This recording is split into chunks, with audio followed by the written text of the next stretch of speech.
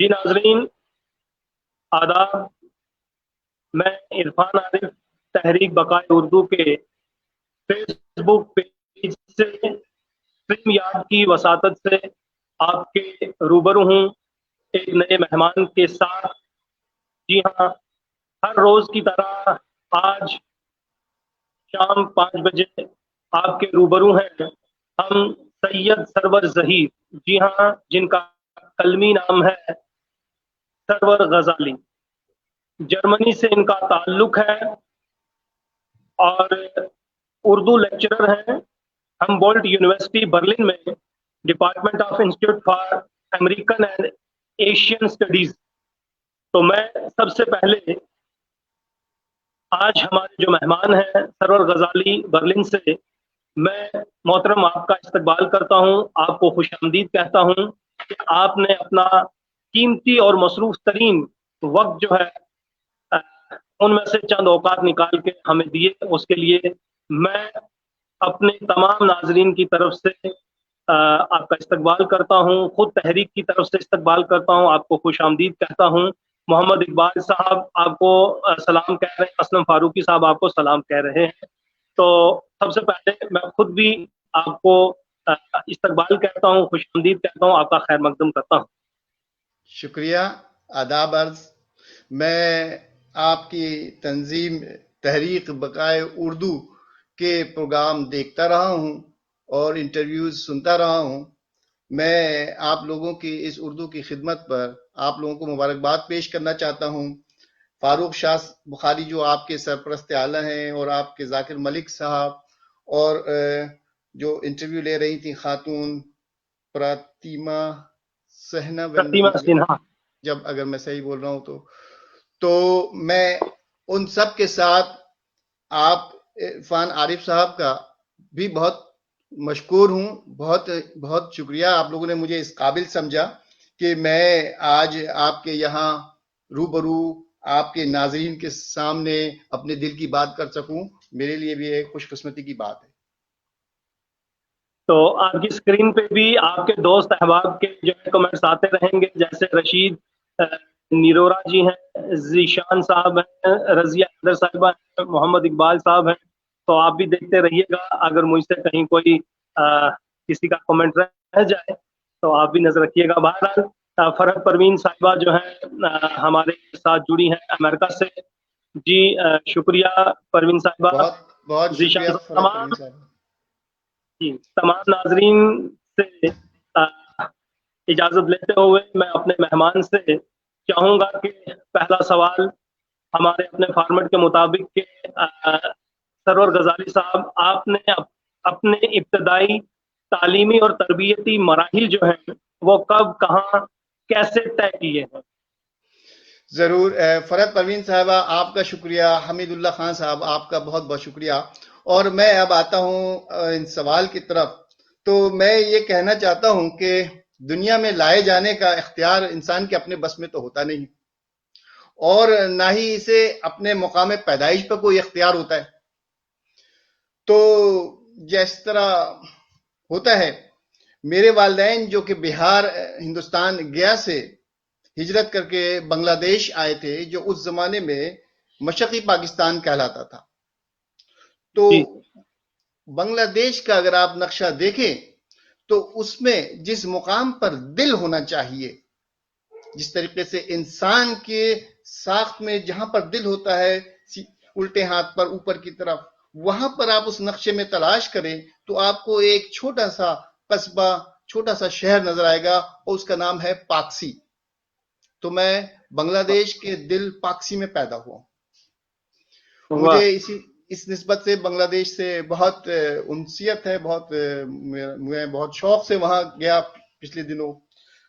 تو بعد میں ہم لوگ کراچی آ گئے۔ میرے والد ریلوے کے ملازم تھے، تو ان کا تبادلہ کراچی ہوا، وہ کراچی آ گئے۔ میری اسکول کی تعلیم جو ہے ثانوی سطح پر کراچی میں ہوئی، اور وہاں سے بی ایس سی کرنے کے بعد میں صرف 20 سال کی عمر میں اس برلن شہر میں آ گیا۔ یہ سن 1981 کے دسمبر کا واقعہ ہے، اور اس وقت سے آج تک میں اسی برلن شہر جرمنی میں جمع ہوا ہوں۔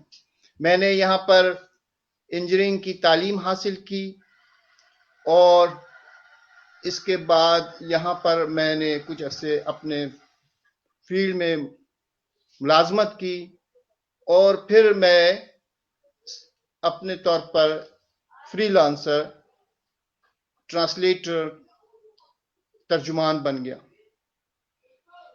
اور پھر مجھے ہومبولڈ یونیورسٹی سے اردو پڑھانے کے سلسلے میں مجھے دعوت دی گئی، جب سے یہ سلسلہ چل رہا ہے۔ ظاہر ہے کہ یونیورسٹی میں پڑھانے کا سلسلہ جو ہے وہ میرے اردو زبان سے جو میری ایک انسیت ہے، جو میرے اس میں کام ہے، وہ اس سے جڑا ہوا ہے۔ ان لوگوں کو جب میری کتابوں کے بارے میں پتہ چلا تو ان لوگوں نے مجھے اس کام کے لیے مناسب پایا اور مجھے بلایا، اور لکھنے کا یہ سلسلہ جو ہے وہ میں اس سلسلے میں یہ کہنا چاہتا ہوں کہ ہمارے گھر میں ہمارے دادا مرحوم کے اپنے ہاتھ سے لکھی ہوئی بہت ساری چیزیں تھیں، انہیں پڑھنے لکھنے کا بہت شوق تھا، انہوں نے بے شمار کتابیں جمع کر رکھی تھیں۔ تو ان ماحول میں جب کوئی بچہ پلتا ہے، بڑھتا ہے، تو اسے پڑھنے کا شوق از خود آتا ہی جاتا ہے۔ طلعت سروخا صاحبہ السلام علیکم، وہ کہہ رہی ہیں بہت شکریہ آپ کا، آپ دیکھ رہی ہیں۔ ڈاکٹر مشتاق احمد وانی صاحب یہاں پر ہیں، بہت شکریہ آپ کا۔ جی، یہ ہمارے ناظرین میں تو ہیں ہی ہیں، ہمارے معاونین میں بھی ہیں، ڈاکٹر مشتاق احمد وانی صاحب، طلعت سروخا صاحبہ، شبنم صدیقی صاحب، اور اس کے ساتھ ہے صاحبہ سنبل ہیں، ذیشان ہیں، شاکر حسین ہیں، میر صاحب طیاب کے ایڈیٹر ہیں، عاشق حسین چودھری ہمارے اسسٹنٹ پروفیسر ہیں، حمید اللہ صاحب ہیں۔ تو تمام ناظرین کا میں اپنی اور سے اور اپنے مہمان کی طرف سے شکریہ ادا کرتا ہوں کہ آپ ہمارے ساتھ بنے ہوئے ہیں۔ رشید صاحب کا شکریہ، مشتاق احمد وانی صاحب آپ کا شکریہ۔ جی سر، ہاں یہ اس میں میں دیکھ رہا تھا فیس بک پر۔ جی، میں سن رہا ہوں، کیا بات ہے عرفان صاحب، ڈاکٹر مشتاق احمد وانی صاحب، بہت شکریہ وانی صاحب آپ کا۔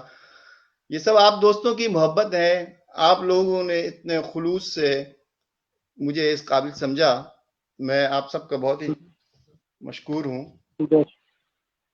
اس پروگرام میں ہمارے ناظرین کا ہی بہت بڑا میں کہوں گا کہ رول ہے، کردار ہے۔ جی ہاں، میں اس کو فیس بک پہ بھی چیک کر رہا تھا تو وہ آ رہا ہے لائیو اس پر۔ دیکھیے خوشبو کی طرح بکھر جائے اردو، شکریہ۔ شبیر احمد قادری صاحب ہر روز کی طرح آج بھی حاضر ہیں ہمارے ساتھ۔ نوید انجم صاحب یہ اس وقت جاپان سے دیکھ رہے ہیں سر، آپ دیکھیے کہ جاپان سے ہیں، امریکہ سے ہیں، ہندوستان سے ہیں، پاکستان سے ہیں۔ تو بہرحال ہمارے ساتھ ہمارے ناظرین اور جڑتے جائیں گے۔ تو میں چاہوں گا سر، یہ جو آپ نے تعلیمی سفر بتایا کہ آپ کس طرح سے کراچی سے برلن تک پہنچے اور پھر وہاں اردو کی خدمت کرنا شروع ہو گئے، تو میں یہاں یہ بھی جاننا چاہوں گا کہ یہ جو تعلیمی سفر آپ نے جاری اور ساری رکھا، اس کے ساتھ ساتھ ظاہر سی بات ہے آپ کہیں نہ کہیں علمی ادبی سرگرمیوں کے ساتھ بھی جڑ گئے ہوں گے۔ تو آپ کی یہ سرگرمیاں کب کیسے شروع ہوئیں؟ آپ ایک معروف افسانہ نگار ہیں، ناول نویس ہیں، تو سب سے پہلے ناول لکھنے کا یا افسانے لکھنے کا آپ کے ذہن میں یہ کیسے کوئی سوال آیا، یا کیا آپ چاہتے تھے؟ اب جیسے ہمارے عاشق چودھری صاحب اسسٹنٹ پروفیسر ہیں، کہہ رہے ہیں کہ برلن میں اردو کا چلن کیسا ہے، آج ان کا موضوع بھی اسی چیز پر ہے۔ ہمارے ڈاکٹر رونیال صاحب ہیں، ان کا بھی آپ کو سلام پہنچے، رشید خان صاحب ہیں۔ تو بہرحال ان باتوں پر بھی بات ہوگی، تو میں چاہوں گا کہ آپ اپنا پہلے یہ بتائیں کہ کس طرح سے آپ نے تعلیمی سفر بتایا، تو یہ ادبی سفر کیسے اور کب شروع ہوا؟ جیسا کہ میں نے بتایا کہ میرے گھر میں کتابیں بہت ہوا کرتی تھیں، تو وہ کتابوں کو جو ہے نا پڑھنا میں نے بہت شروع میں ہی مطلب اس سے سلسلہ چل پڑا۔ گھر میں کتابیں، جب میں نے اردو پڑھنا سیکھا تو میں یہ ساری کتابیں پڑھتا چلا گیا۔ پھر ہمارے گھر میں جو ہے نا بچوں کے رسالے، اخبار، اس طرح کی چیزیں آتی تھیں جنہیں ہم پڑھتے تھے، لیکن ہمارے جو پڑھنے کی جو خواہش تھی، جو ہمارا جو اس میں جو لطف تھا، اس کی تشنگی جو ہے نا وہ ختم نہیں ہوتی تھی. تو میں نے باہر لائبریریوں سے کتابیں لا کر پڑھنا شروع کی، اور پہلے یہ ساری کتابیں جو ہیں وہ کہانیوں کی کتابیں تھیں. ہمارے گھر میں بہت زیادہ آپ سن رہے ہیں میری آواز؟ مجھے لگ رہا ہے کہ آواز نہیں آ رہی. اوکے.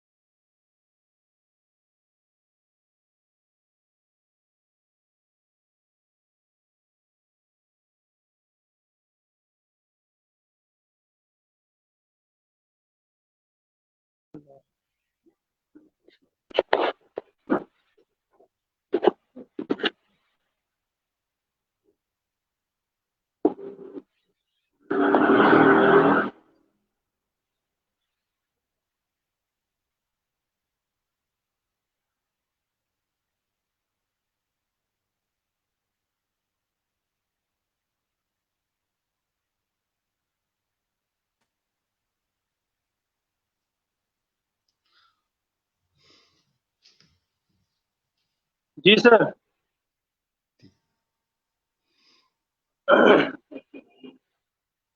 सर मेरी आवाज आ रही है? आ रही है, बिल्कुल आ रही है। मेरी आवाज पहुंच रही है आप तक? जी जी जी। हाँ, बस ये तो होता है, कोई सी बात बीच नहीं। में थोड़ा सा ना मेरी तरफ यहाँ हाँ, नेटवर्क की कोई प्रॉब्लम हो गई थी। क्या? कोई बात नहीं, ये जी तो जी। जिंदगी का हिस्से तो है। हमारे नाजरीन, जैसा कि आपको मैं अभी बता रहा था, रशीद खान साहब हैं। अच्छा, ये हमें पाकिस्तान से सुन रहे हैं। इसी तरह खुर्शीद अस्सलाम हयात वालेकुम। साहब हैं, ये हमें अस्सलाम छत्तीसगढ़ से वालेकुम। सुन रहे हैं। जी हाँ। साबिर अहमद काजी साहब, आपका भी बहुत शुक्रिया, आप हमें देख रहे हैं। हमारी बात रुक गई थी वहां पर कि लिखने का सिलसिला कैसे शुरू हुआ। और मैंने जी बताया जी कि लिखने का सिलसिला मेरा जो है वो उससे पहले पढ़ने का सिलसिला शुरू हुआ। जी जी और जो कहानियां और दूसरी किताबें मैं बहुत दिलचस्पी से पढ़ता रहा, और किताबी कीड़ा जिसको कहना चाहिए वो मैं था। कल मैं सुन रहा था सलीम मोहिउद्दीन साहब का इंटरव्यू, तो उन्होंने भी जी इब्न सफी का जिक्र किया। मैं लाइव नहीं आ जी सका कल, चूंकि उस वक्त मेरा काफी ऑफिस में एक मीटिंग थी जब। तो मैं भी यही कहना चाहता हूं कि इब्न सफी को मैंने बहुत पढ़ा, और जी जबकि हमारे अपने घर में इब्न सफी की किताब लाने की इजाजत नहीं थी।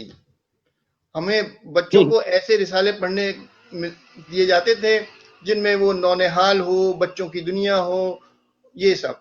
लेकिन मेरा शौक तो बहुत आगे बढ़ चुका था इन सब बच्चों की नावलों से, तो मैं इब्न सफी को मैंने पढ़ना शुरू किया। और इसी तरीके से लाइन फिर टूट गई।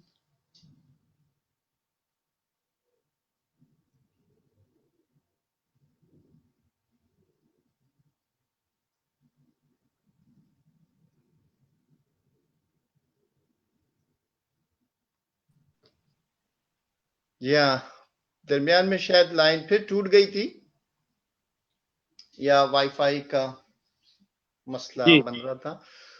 तो इस तरीके से बस ये चलता रहा सिलसिला। और फिर मैंने कभी, मुझे याद है अभी भी कि मैंने पहला अफसाना सन 1980 में मैंने लिखा, एक छोटा सा मुख्तसर सा अफसाना। लेकिन ये है कि अदब से जुड़ने का सिलसिला शायद इससे भी और पहले से है, क्योंकि स्कूल में मैं एक अपने दोस्तों के साथ मिलकर वॉल पेपर निकाला करता था जब मैं 10वीं जमात का तालिब इल्म था। तो जी बात जो है ना ये चलती रही। और मेरा पहला नॉवेल जो है, और मेरी सबसे पहली किताब जो है, वो 2008 में आई। गो जी कि मैंने इस किताब को बहुत पहले मुकम्मल कर लिया था, लेकिन मैं, मेरे अंदर वो खुद एतमादी नहीं थी कि मैं इस किताब को शाये कर सकूं। फिर दूसरे जो असातिज़ा हैं उनको दिखाया, ये वो, तो वो लोग सब कहने लगे नहीं इसे निकालो। जर्मनी आने के बाद हमने ये किया कि मुशायरे पहले भी हम कराची में करते थे, तो हमने जर्मनी आने के बाद ये किया कि यहाँ के जो दोस्त अहबाब जो उर्दू से शगफ रखते थे, जिनको आदाब अर्जा इरफान साहब, तो वो सब जी भी उनको जमा किया और उर्दू मुशायरे करना शुरू किया। फिर एक हमने उर्दू में रिसाला निकाला छोटा सा।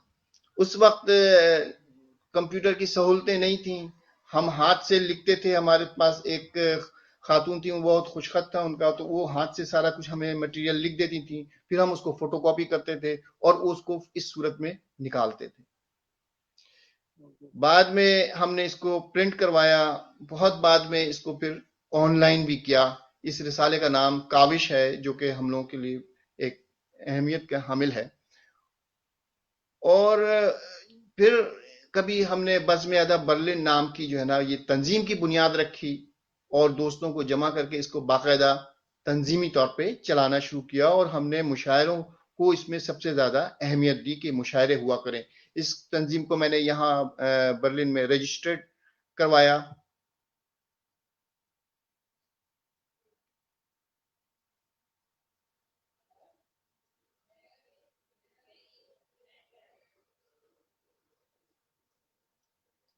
तो ये रजिस्ट्रेशन जो है वो ہمیں یہ سہولتیں مہیا کرتا ہے کہ ہم اپنے پروگرام کو یہاں کے جو ہال وغیرہ ہیں سرکاری طور پر مہیا کیے جاتے ہیں اور دوسری سہولیات ہیں ان کے ذریعے ہم اپنا پروگرام یہاں پر پیش کر سکتے ہیں، ان کی ساری سہولیات ہیں۔ اب مجھے کوئی یہ پریشانی نہیں ہے کہ میں اگر کوئی پروگرام کروں تو وہ ہال کہاں سے لوں اور اس کے انتظامات باقی کیسے ہوں گے، یہ سب کچھ وہ لوگ مجھے کر دیتے ہیں اور میں جا کر پروگرام کرتا ہوں اور دوستوں کو بلاتا ہوں، یہ بڑی اچھی بات ہے۔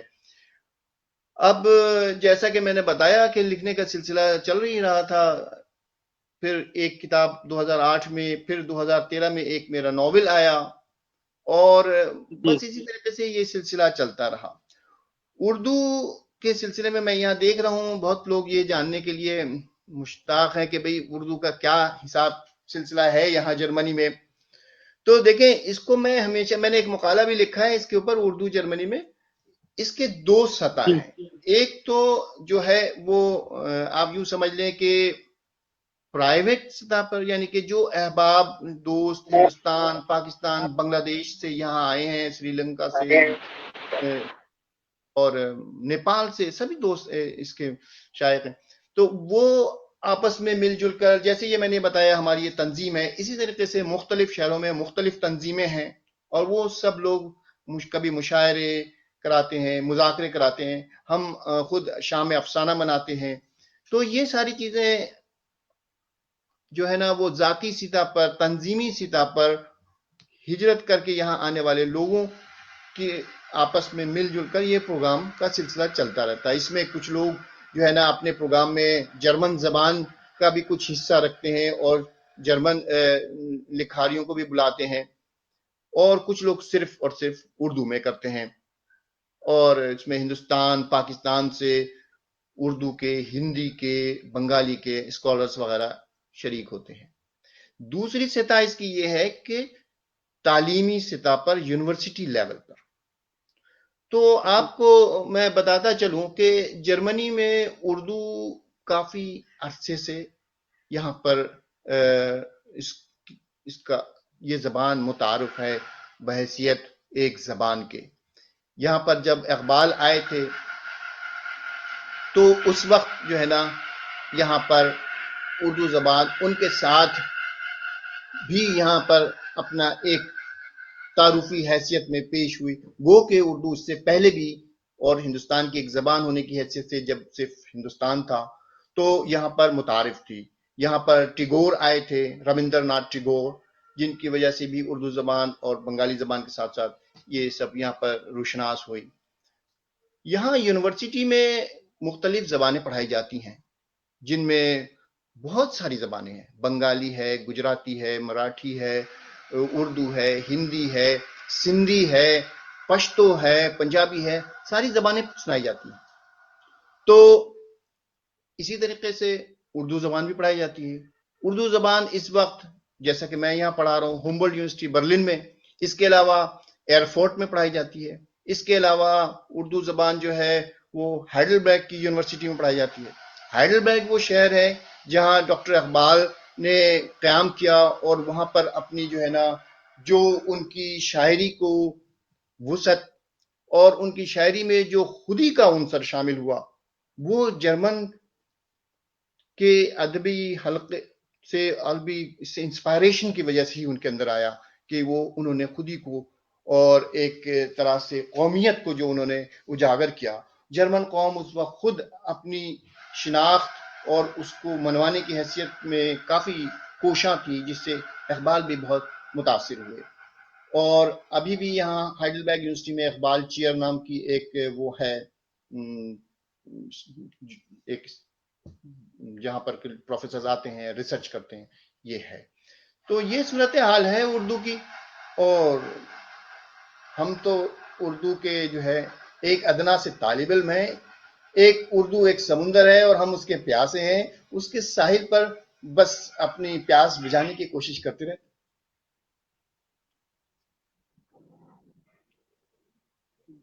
بے شک اردو ایک سمندر ہے، اور اس وقت نہ صرف ہند و پاک یا ہم کہہ سکتے ہیں کہ سارک ممالک میں، بلکہ جی اچھا، سلیم بھائی السلام علیکم، بہت شکریہ آپ تشریف لائے. کل میں نے تھوڑا سا آپ کا انٹرویو بعد میں سنا، بہت اچھا لگا. سلیم بھائی ہمارے بہت اچھے دوست ہیں، بہت اچھے انسان ہیں. سلیم اور سلیم محی الدین صاحب ہمارے ساتھ ہیں. محی الدین صاحب کا سیشن بھی بہت خوبصورت رہا تھا اور انہوں نے بھی بہت اچھی سی باتیں ہمارے ساتھ کی تھی. جی ہاں، اس بیچ میں جو آپ کے افسانوی مجموعے، چاہے وہ بکھرے پتے ہوں، بھیگے پل ہوں، سورج کا اغوا ہو، یہ تمام افسانوی جو مجموعے ہیں آپ کے، ان جی ہاں. میں آپ تھوڑا سا یہ ہمیں ہمارے ناظرین کو ضرور بتائیں کہ یہ کب کیسے جو ہے وجود میں آئے. کیا کوئی تاثراتی ان میں افسانے ہیں، حالات و واقعات کی روداد ہے، یا ہجرت یا فسادات؟ ان تمام، چاہے بکھرے پتے ہوں، بھیگے پل ہوں، یا سورج کا اغوا، ان تین افسانوی مجموعوں میں آپ نے مجموعی طور پر کیا کیا مضامین جو ہیں، کن کن چیزوں کو آپ نے چھوا ہے؟ دیکھیے بکھرے پتے جو ہے وہ، یہ میں دکھا بھی دوں آپ کو، یہ آپ کو امازون پہ بھی مل سکتی ہے. ان میں موضوعات کے لحاظ سے میں یہ کہوں گا کہ اصل میں میرا سب سے بڑا موضوع جو ہے وہ یہی ہے کہ انسان، آج کا انسان، وہ اس کے ساتھ کچھ سب کچھ ٹھیک نہیں ہو رہا. وہ انسان کو اس کے جو حقوق ہیں وہ نہیں مل رہے. اور یہ صرف یہ نہیں کہ مرد اور عورت دونوں صورت میں. تو میرا موضوع اصل میں انسان ہے، اور انسان کے جو مسائل ہیں موجودہ دور کے، اور جو ایکچولی زمانے قدیم سے ہی چلے آ رہے ہیں، وہی سب سے بڑا موضوع ہے.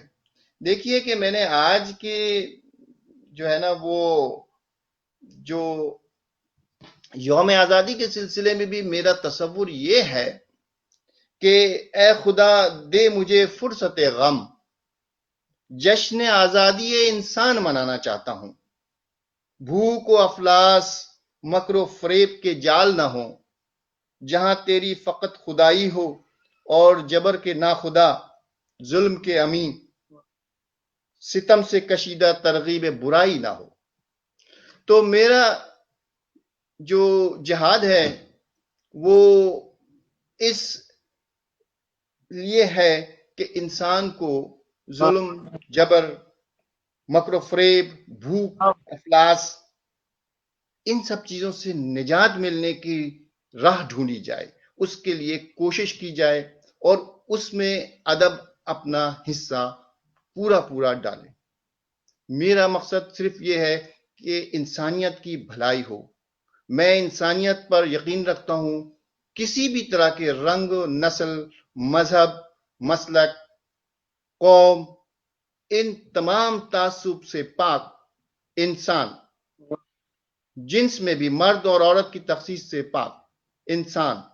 انسان کو میرا موضوع ہے، انسانیت میرا موضوع ہے، اور میرے تمام افسانے، میرا پورا ادب کا کام جو ہے اس کی بنیادی چیز انسانی مسائل ہیں، جس کے جو تکالیف ہیں، جو پریشانیاں ہیں، جو ناانصافیاں ہیں، جس کو میں نے گنوایا: بھوک، افلاس، جبر، ظلم، عدم جمہوری رویہ، عدم برداشت، دوسروں سے تعصب، ان سب چیزوں کو میں اپنے قلم کے ذریعے، میرا ان کے ساتھ جہاد ہے.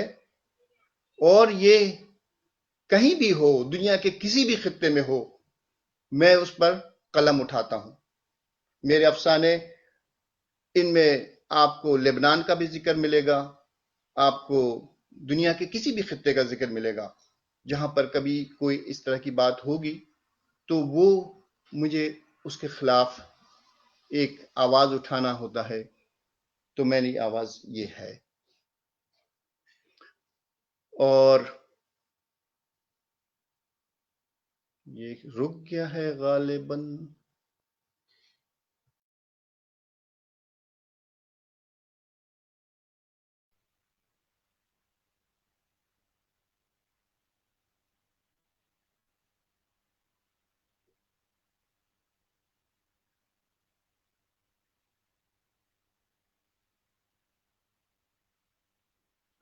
بہت ہی خوب.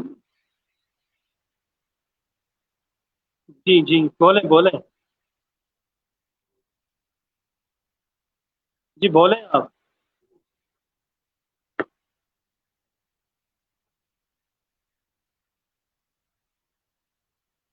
جی بولیں آپ.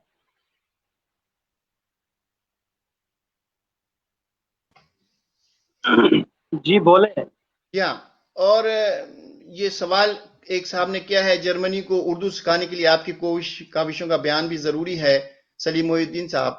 تو میں یہ کہنا چاہتا ہوں کہ اردو زبان سے محبت میری تبھی مکمل ہو سکتی ہے جب میں اردو زبان کو آگے پھیلاؤں، دوسرے لوگوں تک پہنچاؤں، ان لوگوں کو جو اردو زبان سے آشنا نہیں ہیں ان سے روشناس کراؤں.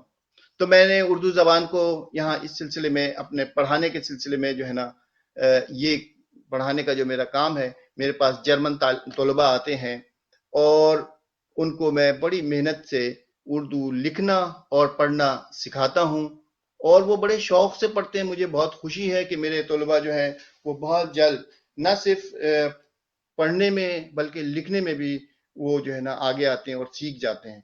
ہمارے یہاں پر بی اے اور ایم اے اور بعض اوقات ڈاکٹریٹ لیول کے طلباء جو ہیں وہ آتے ہیں اور وہ اردو زبان سیکھنا چاہتے ہیں، اردو تہذیب جاننا چاہتے ہیں، اور وہ اس سے استفادہ اٹھاتے ہیں، اور ان کو زبان کے ساتھ ساتھ ہماری جو ادبی لسانی جو پس منظر ہے انہیں بھی بتانا پڑتا ہے.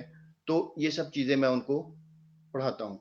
جرمنی میں نئی نسل کو اردو پڑھانے کا کوئی نظام ہے؟ یقیناً اردو پڑھانے کا ان کا اپنا بھی ایک سسٹم ہے، اور یہاں پر میں نے جیسا کہ عرض کیا کہ جرمن زبان سے لوگ یہاں واقف ہیں.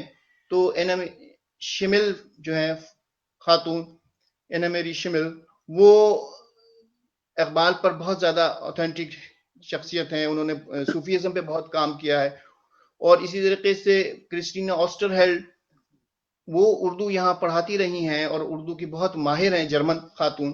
انہوں نے ایک پاکستانی خاتون کے ساتھ مل کر ایک کتاب لکھی ہے جرمنوں کو اردو پڑھانے کے لیے. میں اس کتاب کے ذریعے بھی اپنے طلباء کو پڑھاتا ہوں، اور اصل میں یہاں پر یہ چیز آ جاتی ہے کہ ان کی زبان تو اردو نہیں ہے، تو پھر ان کو اردو کیسے پڑھایا جائے؟ تو پھر یہ ہوتا ہے کہ ہم ان کو زبان میں چیزوں کو ان کو بتاتے ہیں، ان کے جو قواعد ہیں وہ سکھاتے ہیں. جرمن زبان میں ان کو ہم سکھاتے ہیں، لیکن میں ان کو جب وہ شروع کرتے ہیں تو کافی مجھے جرمن بولنی پڑتی ہے. جب دوسرے لیول پہ آتے ہیں تو ان سے تھوڑی جرمن تھوڑی اردو میں بات ہوتی ہے، اور جب وہ فائنل، میں 3 درجے کے طلباء کو پڑھاتا ہوں، اردو اول، دوئم اور سب سے آخری. تو پھر وہاں پر یہ ہوتا ہے کہ وہ بہت اچھی اردو بول سکتے ہیں. میں ابھی ایک پیپر لکھ رہا ہوں کہ وہ تمام جرمن طالب علم اور استاد اساتذہ اکرام جو اچھی اردو پر بہت عبور رکھتے ہیں، ان کے بارے میں ایک تفصیل جو میں وہ شائع کرنا چاہوں گا. تو اس سے جرمنی میں اردو کی حیثیت اور اردو کا مقام تعین کرنے میں بہت مدد ملے گی، اور یہ پتہ چلے گا کہ کتنی زیادہ یہاں پر کام ہو رہی ہے. سبیرہ خاتون، آپ کا بہت شکریہ، آپ تشریف لائیں، آپ سن رہی ہیں. اور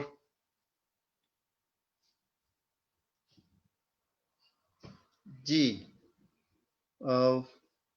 اگر میری آواز آپ لوگوں تک آ رہی ہے، ابھی بھی کچھ لائن وائی فائی میں ڈسٹربنس ہو رہی ہے، لیکن میرا خیال ہے ہم دوبارہ جڑ گئے ہیں. تو یہ صورتحال ہے. اب آپ نمسکار، آپ کا بھی دیپ دیپ شکا. شیکھا بھی سن رہی ہیں، اور جی ہاں، یہ بہت ہماری شکریہ. جموں سے حمید اللہ خان صاحب بھی ہیں، سلیم صاحب بھی ہیں. ماشاء اللہ، تو اس ماشاء اللہ. بیچ میں جب تک افسانے آپ ان کا دیدار بھی کراؤں تو دیکھیے میں دیدار جی کرانے لگا ہوں. یہ دیکھیے میرا ایک ناول ہے جڑے ہیں، یہ تھوڑا سا سچ کا ہوا. میں یہاں یہ بھی پوچھنا چاہوں گا، یہ جو دوسری ہجرت آپ نے لکھا ہے، جی ہاں، جی ہاں، جی میں سن رہا ہوں. دوسری ہجرت کے بارے میں کچھ بتاؤں تو دوسری ہجرت اصل میں ایک داستان ہے جو کہ ہجرت سے اس کا بہت گہرا تعلق ہے. اور میں نے اس بات پر غور کیا کہ ہجرت کے مضمرات کیا ہوتے ہیں، ہجرت کے اثرات کیا ہوتے ہیں. ہاں جی اور جی، ہجرت مطلب یہ تو دوسری ہجرت لکھا آپ نے، پہلی ہجرت کون سی تھی پھر؟ پہلی ہجرت میرے والدین نے کی، بلکہ 2 ہجرتیں کی انہوں نے، تو اس لیے یہ دوسری ہجرت. دونوں ہجرت جو ہے وہ ظاہر ہے زمانے کے حالات و واقعات سے منسلک ہیں. تو میں نے اس میں وہ تمام واقعے کو سمو دیا ہے جو کسی ایک خاندان کو ہجرت کے سلسلے میں درپیش آ سکتا ہے.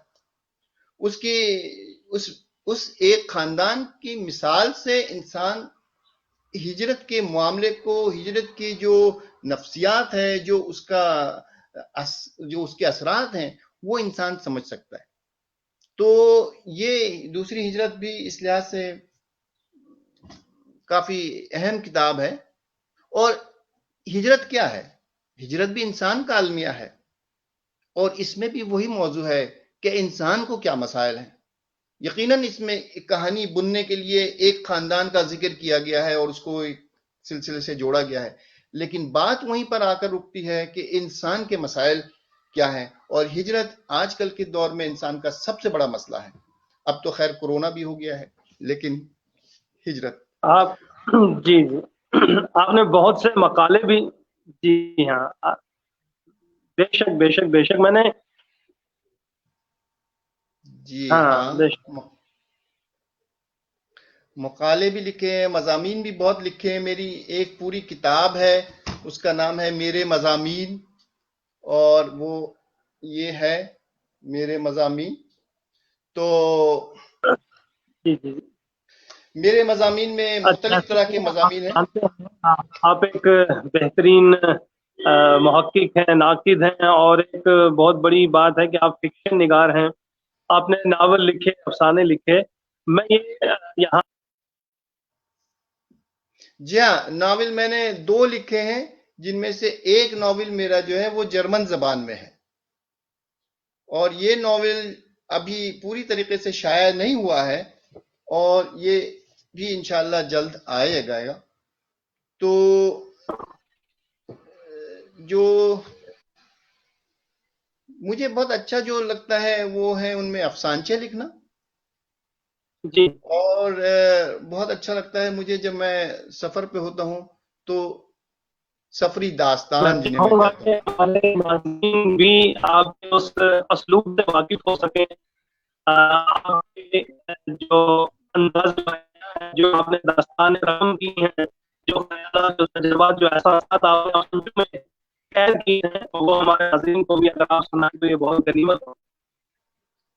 کوئی چھوٹا سا افسانچہ سنا دوں؟ جی جی ٹھیک ہے، میں سناتا ہوں. اور اس وقت تو جو سامنے آ رہا ہے وہی سنا دوں.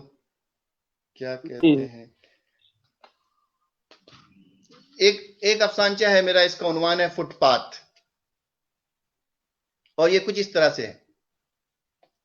جی اے اٹھو، یہاں کیوں سوئے ہوئے ہو. پولیس والے نے اس کے پاؤں پر ڈنڈے سے چوٹ لگائی تو وہ ہڑبڑا کر اٹھ گیا. تمہیں معلوم ہے کہ فٹ پاتھ پر سونا خلاف قانون ہے، پولیس والا بولا۔ پھر کہاں سوؤں؟ اس نے عجیب نظروں سے پولیس والے کو دیکھتے ہوئے کہا۔ گھر میں اپنے؟ پولیس والے نے جھنجھلاتے ہوئے کہا۔ گھر؟ اس نے زیر لب دہرایا اور صبح کا منظر اس کی نگاہوں میں پھر گیا جب کرایہ نہ ادا ہونے کی وجہ سے نے اس کا سامان اٹھا کر باہر پھینک دیا تھا۔ وہ لاکھ منتیں کرتا رہا کہ ہفتہ واری ملتے ہی ادا کر دوں گا، مگر مالک مکان نہ مانا۔ اس کے پاس اتنے ہی پیسے تھے کہ چند وقت کھانا کھا سکتا، بھلا ہوٹل میں کہاں ٹھہرتا؟ کیا سوچنے لگے؟ پولیس والے کی آواز پر وہ پھر چونکا۔ گھر نہیں ہے تو لاؤ 2 روپے نکالو، ورنہ بھاگ جاؤ یہاں سے۔ ایک لمحے کی کشمکش کے بعد نیند کا لطف غالب آ گیا اور اس نے جیب سے 2 روپے نکال کر پولیس والے کی پھیلی ہتھیلی پر رکھ دیے اور پھر ٹانگیں پسار کر نیند کی وادی میں دوبارہ کھو گیا۔ اس کے چہرے پر گہرا سکون اور طمانینت چھا گئی۔ یہ ایک چھوٹا سا افسانہ ہے جو کہ انسانی مسائل کو لیے ہوئے ہے، ان لوگوں کو جو تکالیف پیش آتی ہیں، جن کے آمدنی کم ہونے کی وجہ سے گھریلو مسائل ان کے کہ ان کے پاس اچھی طرح سے وہ نہیں ہوتا۔ تو ایک افسانچہ اس میں ہے، اس کا نام ہے اوور ٹیک ٹریک۔ ہم سب جانتے ہیں کہ ہم لوگ گاڑی چلاتے ہیں تو اس میں ایک ٹریک ہوتا ہے اوور ٹیکنگ کا۔ اس کو میں نے اس میں موضوع بنایا ہے کہ انسان صرف گاڑی چلاتے ہوئے ہائی وے پہ ہی اوور ٹیک ٹریک پہ نہیں چل رہا، بلکہ اپنی عملی زندگی میں، اور وہ ہمہ وقت یہ کوشاں ہے کہ اپنے سے جس کے ساتھ اس کا مقابلہ ہے اس کو اوور ٹیک کرے۔ تو یہی ہے اس کا موضوع۔ اسی طرح کی چیزیں ہیں اور بہت ساری چیزیں تو اس وقت پڑھ کے سنایا نہیں جا سکتا، وقت تو اتنا نہیں ہوگا ہمارے پاس غالباً۔ تو ایسی ساری چیزیں جو انسانی زندگی کے مسائل کے ساتھ ہیں، ان کا یہاں پر ان افسانچوں کے ذریعے میں ذکر کرتا ہوں اور ان کو پیش کرنے کی کوشش کرتا ہوں۔ یہاں کتابیں اتنی آسانی سے نہیں چھپ سکتی، خاص کر اردو زبان کی کتابیں بالکل نہیں چھپ سکتی۔ میں نے جب اپنا پہلا افسانوی مجموعہ مکمل کیا تھا تو میں چاہتا تھا کہ اس کو یہیں جرمنی میں چھپواؤں، لیکن مجھے ادھر ادھر تمام لوگوں نے کہا کہ سر یہ اردو میں کیسے چھاپ سکتے ہیں ہم، یہ تو آپ اپنے ہی یہاں چھپوائیں۔ تو اس لیے میں نے اب جرمن زبان میں ایک ناول لکھ کر ان کو دے دیا ہے، اور وہ انہوں نے بہت خوشی سے لے لیا ہے کہ ہاں اس کو ہم چھاپ سکتے ہیں، وہ یہ چھاپیں گے۔ سلام حمید صاحب بنگلہ دیش سید پور سے، بہت شکریہ آپ کا، آپ کو میرا اسلوب پسند آتا ہے، یہ میری خوش قسمتی ہے۔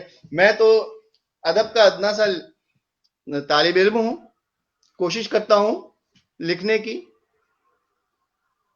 اور ہاں ہجرت کا دکھ اس لیے بھی ہے کہ میرے والدین نے ہندوستان چھوڑا، پھر بنگلہ دیش چھوڑا، اور مجھے پھر پاکستان سے یہاں آنا پڑا، تو ہجرت کا درد ہم نے بہت، اس کا دکھ بہت جھیلا ہے، تو اس لیے وہ لازمی بات ہے کہ میرا موضوع تو ہو گئی۔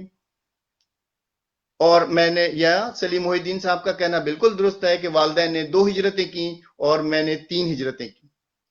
تو اصل میں والدین کی 2 ہجرتیں ہوئیں اور میری بھی 2 ہوئی، کیونکہ پاکستان جو بنگلہ دیش سے پاکستان اور پاکستان سے جرمنی، تو میں نے بھی 2 ہی ہجرتیں کی۔ یقیناً ہمارے خاندان کے ساتھ 3 ہجرتیں ہیں، لیکن میری ذات کے ساتھ یا میرے والدین کے ساتھ 2 ہجرتیں ہی ہیں۔ جی ہاں، یہ سب آپ دوستوں کا بہت بہت شکریہ، میں آپ لوگوں کا بہت ممنون ہوں کہ آپ لوگ مجھے اتنی پیار محبت سے سفرنامے بہت، یہ بھی بہت شکریہ خورشید انور صاحب کا اور ذاکر ملک بلاسی صاحب کا کہ انسانی زندگی کو مسائل کو نظم و نسق میں لانا ضروری ہے۔ بے شک میرا خود یہی ماننا ہے کہ شاعری ہو، افسانہ لکھا جائے یا کوئی بھی بات ہو، اس میں انسانی مسائل کو اٹھانا چاہیے, اجاگر کرنا چاہیے.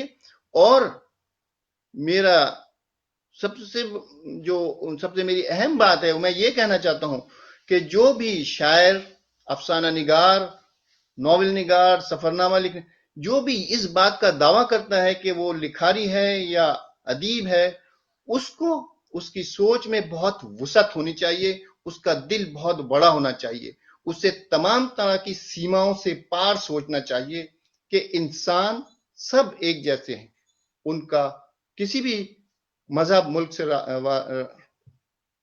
نہ ہو, کہیں سے بھی ہوں, وہ انسان ہے. ہجرت در ہجرت سلام حمید صاحب کہہ رہے ہیں. تو یہ ساری باتیں ہیں. اب آپ اور پوچھئے کچھ تو میں اور بتاؤں.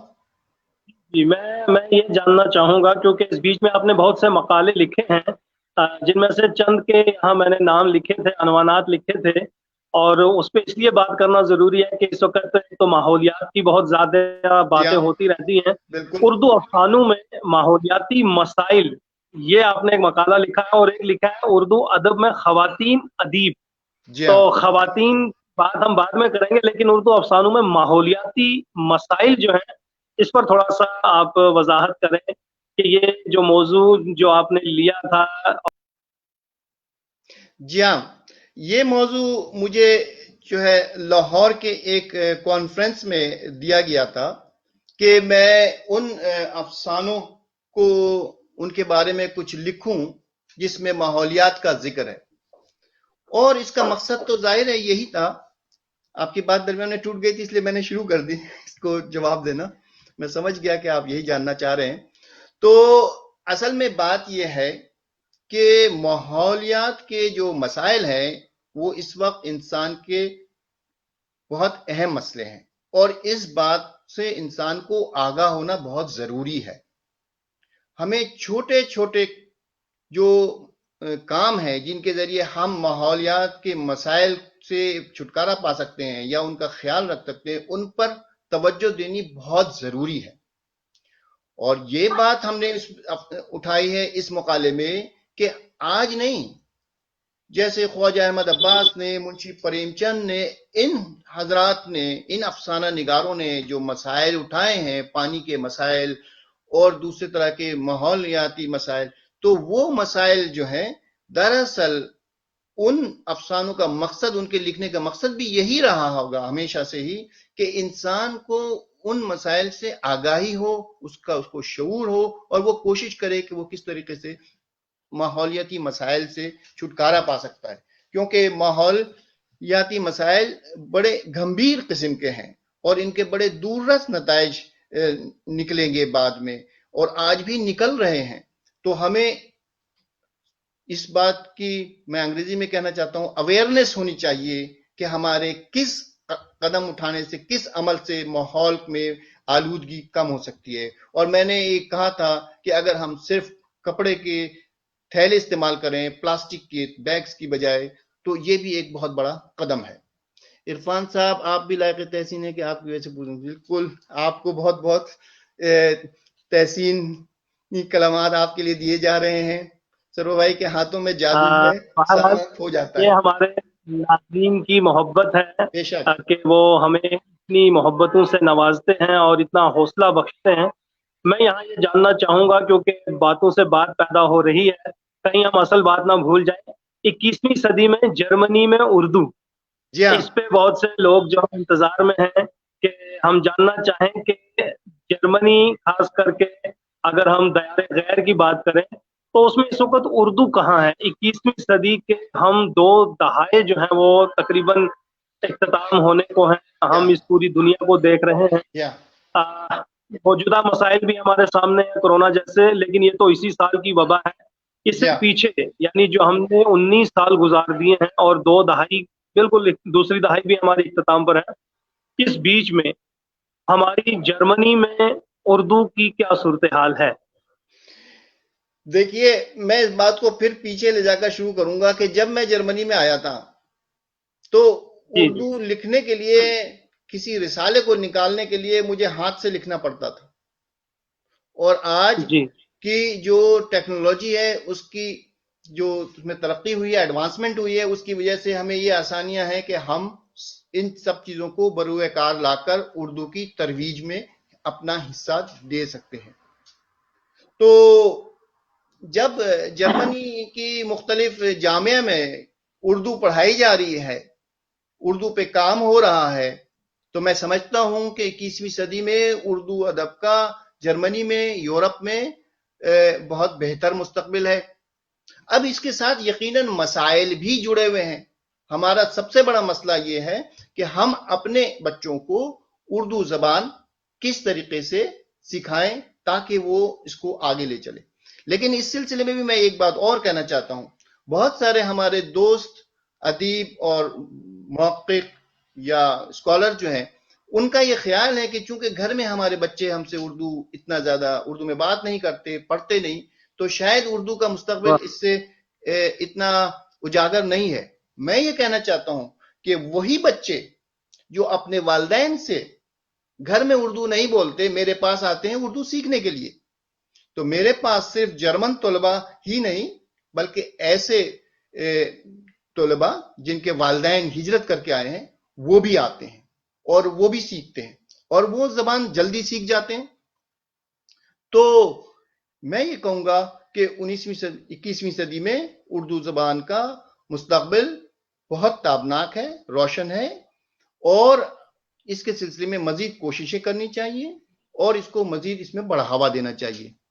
آپ کے کبھی افسانے میں مغربی تہذیب کی عکاسی ملتی ہے، ایسا کوئی افسانہ سنائے۔ سلیم محی الدین صاحب، وہ افسانہ ایک ہے لیکن وہ ذرا طویل ہے، میرا خیال ہے کہ لوگ بور ہو جائیں گے، اس لیے ایک افسانہ ہے میرا، اس کا نام ہے مارٹن، اور اس میں ایک ہی یہ بات یہ ہے کہ کس طریقے سے مارٹن اس کا نام ایک کردار کا نام ہے جو کہ دو کرداروں کے نام مارٹن ہیں جو اس افسانے میں آتے ہیں، اور اسی وجہ سے اس میں سے تھوڑا سا یہ لطف بھی پیدا ہوتا ہے کہ بھئی اصل مارٹن اور دوسرا مارٹن، اور اس میں بھی خانگی مسائل کے بارے میں جو ہے میں نے بحث کیا ہے، اور وہ افسانہ بھی کافی اچھا ہے۔ اس کے علاوہ بھی میں نے جو ہے نا وہ ایک افسانہ جو ہے وہ جرمنی کے تناظر میں ہی لکھا ہے، لیکن یہ ہے کہ وہ جرمن زبان میں ہے، تو اس میں ایک ایشیائی کا وقت کی پابندی کے سلسلے میں کیا تصور ہے اور وہ جرمن اس کو کس طریقے سے سمجھتا ہے، وہ موضوع بنایا ہے میں نے، تو وہ اس طرح کی چیز ہے۔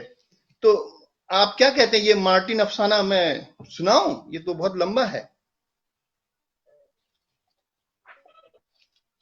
کا آپ کو میں اگر آپ اس کو پڑھ لیجئے گا سلیم بھائی میری کتاب میں، اور نہیں تو میں آپ کو پی ڈی ایف میں بھیج دوں گا۔ عرفان صاحب آپ فرمائیے، اور کیا آپ مجھ سے سننا چاہتے ہیں، جاننا چاہتے ہیں؟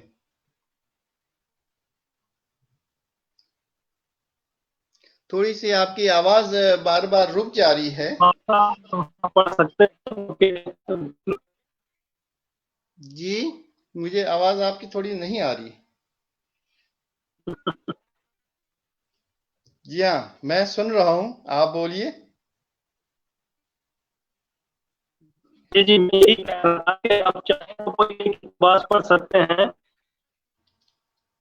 اقتباس میں پڑھتا ہوں۔ دیکھیے اس عنوان کے ساتھ، مارٹن: گاڑی رکی اور میں بچوں اور سامان کے ساتھ اترنے لگی۔ بچوں کا ساتھ اور اوپر سے سامان، میری مشکل کو دیکھ کر ایک نوجوان نے مجھے آفر کی اور سامان اتار کر پلیٹ فارم پر رکھ دیا اور چلتا بنا۔ پلیٹ فارم پر مارٹن کے پاپا اور ممی ہمیں جلد ہی نظر آ گئے۔ دونوں بچے ڈینس اور ٹام اپنے دادا اور دادی کو دیکھ کر بھاگتے ہوئے ان کے پاس پہنچ گئے۔ ہم سب گلے ملے۔ ابھی میں سوچ ہی رہی تھی کہ مارٹن کو آج بھی ہمیں لینے آنے کی فرصت نہ ہوئی۔ ممی پاپا کی بڑی مہربانی کہ وہ ہمیں لینے آ گئے، ویسے تو میں خود بھی ٹیکسی پکڑ کے گھر آ جاتی۔ ممی پاپا بڑے خوش جوش و خروش سے مل رہے تھے اور مجھے حیرانی ہو رہی تھی ان کے رویے پر، ورنہ تو اچانک سیڑھیوں کے پیچھے سے مارٹن نمودار ہوا۔ تو یہ کہنا اس میں بعض باتیں یہ ہیں کہ وہ چھٹی پہ جانے کے لیے مارٹن کے پاس وقت نہیں ہوتا، تو وہ کہتا ہے کہ تم بچوں کو لے کر اکیلے چلے جاؤ۔ ہاں ٹھیک ہے میں چھٹی تو نہیں کر سکتا، بہت سارے کانٹریکٹ مکمل کرنے ہیں، تم لوگ مجھے وہاں مس تو کرو گے نا؟ ہم اگلے سال ضرور اکٹھے ہندوستان کی سیر کا پروگرام بنائیں گے۔ یہ مارٹن اپنی بیوی سے کہہ رہا ہے کہ وہ اس کے ساتھ نہیں جا سکتا۔ ہاں ضرور، میں نے خوش ہو کر کہا، تمہیں ہم ہر لمحے یاد کریں گے۔ میں نے ایک بوسہ مارٹن کو جڑ دیا، اگلے ہی لمحے مجھ پر یاسیت طاری ہو گئی۔ مارٹن ایسے وعدے کئی سالوں سے کر رہا تھا، یعنی وہ اپنے جاب میں اس حد تک مگن ہوتا ہے کہ اس کو بچوں کو دینے کے لیے وقت نہیں ہوتا۔ یہ یہاں کے ایک عام مسائل ہیں، اور جہاں پر لوگ اپنے جاب پہ بہت زیادہ سنجیدہ ہوتے ہیں، لیکن گھریلو ذمہ داریاں اس سے پھر جو ہے نا وہ اگنور ہوتی ہیں۔ اسی طریقے سے اس کے بعد وہ یہ جو ہے فیملی، بچے اور ماں جو ہے وہ مشرقی ساحل پر چلے جاتے ہیں، اور وہاں پر یہ جو ہے ان کو ایک اور مارٹن مل جاتا ہے، اور اس کے ساتھ جو مکالمے ہو رہے ہیں اس میں واقعہ یہ ہے کہ ہر شام یہی ہوتا، وہ ہمارے ساتھ کھانا کھاتا اور میں بچوں کو سلا کر نیچے آ جاتی، بال روم میں ہم لوگ گپ شپ کرتے، کبھی ڈانس کرتے، تھک جاتے، اور اس کے ساتھ مکالمہ یہ ہے کہ دیکھو میں نے ابھی اپنے شوہر سے علیحدگی اختیار نہیں کی، اور نہ ہی اس بارے میں کوئی حتمی فیصلہ کیا، تم بچوں کے سامنے ایسی ویسی حرکت نہ کرنا کہ مجھے اپنے شوہر کے سامنے شرمندگی ہو۔ یہ سلسلہ چلتا رہتا ہے، اور پھر یہ ہے کہ جب وہ لوگ واپس آتے ہیں تو اس پہلے والے مارٹن کو دوسرے مارٹن کے گھر میں جو ہے نا مدعو کیا جاتا ہے، اور اس سے پہلے دونوں کی آپس میں بات چیت چل رہی ہوتی ہے جو قاری کی نظروں سے اوجھل ہے، لیکن کچھ ہو رہا ہے یہ بتایا جاتا ہے قاری کو۔ اور پھر آخر والے دن کھانے پر سب بات چیت کے بعد مارٹن، پہلا والا مارٹن دوسرے مارٹن سے کہتا ہے کہ تمہارا بہت شکریہ کہ تمہاری وجہ سے مجھے اپنی ذمہ داریوں کا احساس ہوا، اپنی خانگی زندگی کو پر وقت دینے کا۔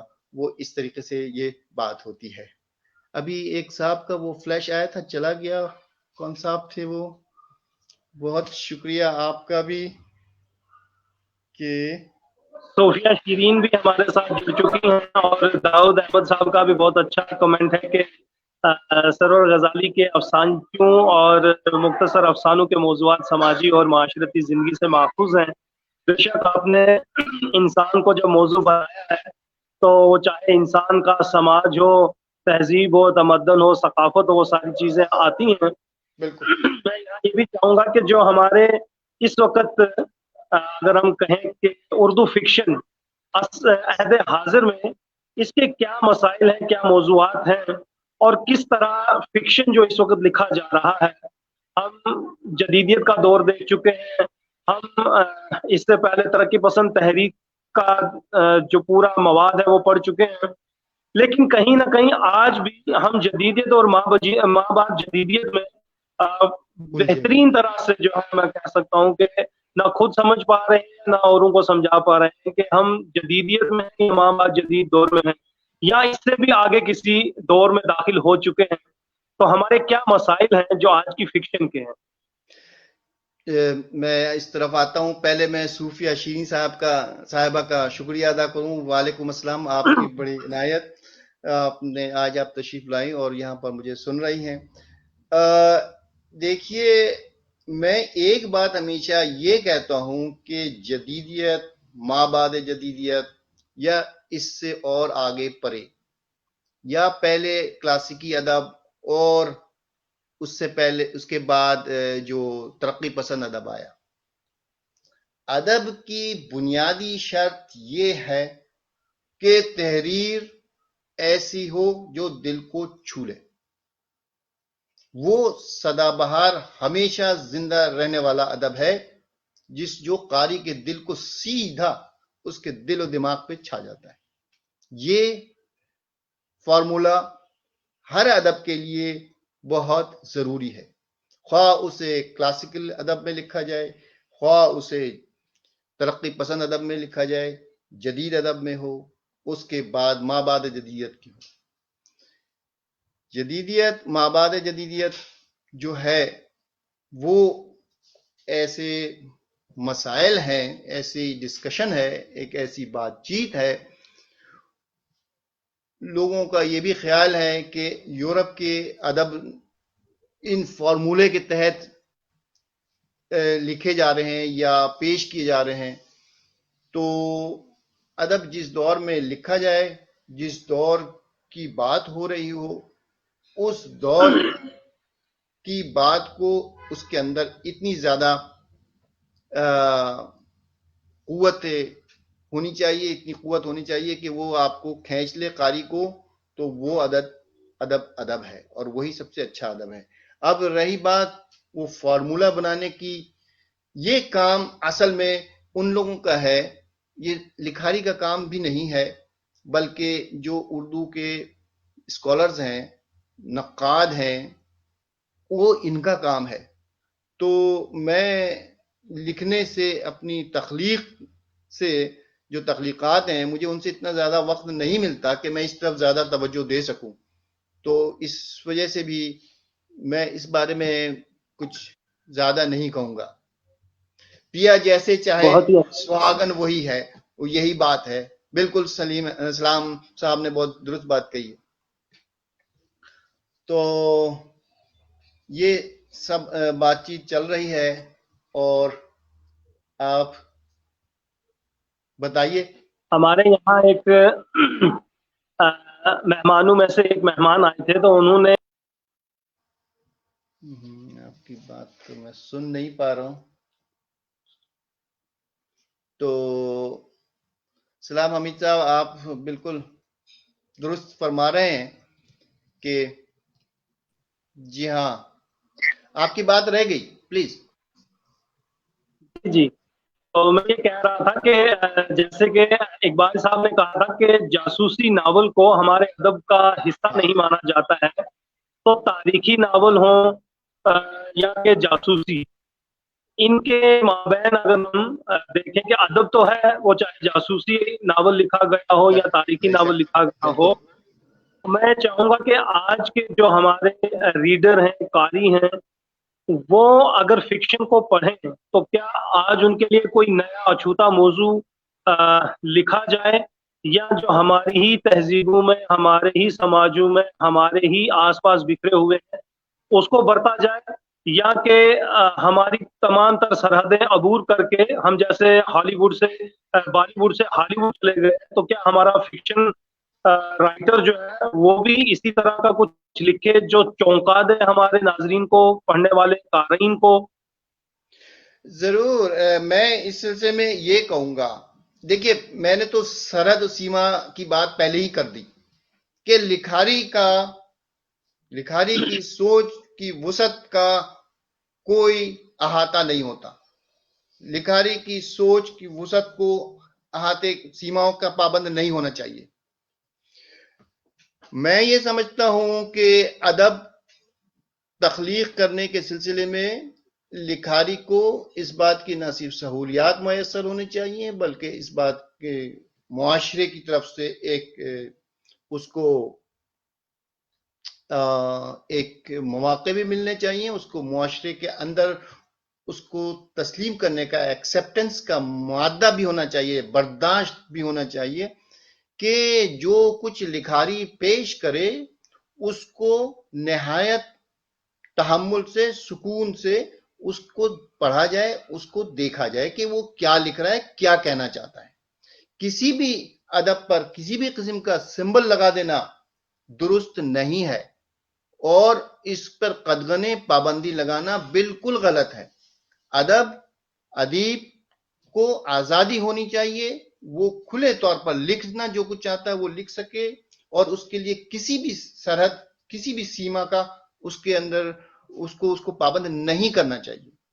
اور اگر ادب ہالی ووڈ سے آئے یا جرمنی سے آئے، میں تو بہت اس بات کا حامی ہوں کہ تراجم ہونے چاہیے، دوسرے ادب کے تراجم ہوں گے، تب دوسرے ادب میں جو ہے نا پھر ہمارے ادب کا دوسرے زبانوں میں ترجمہ ہوگا، تبھی یہ بات پتہ چلے گی کہ ادب کیا ہے، دنیا میں کیا لکھا جا رہا ہے، اور دنیا میں کیا ہو رہا ہے۔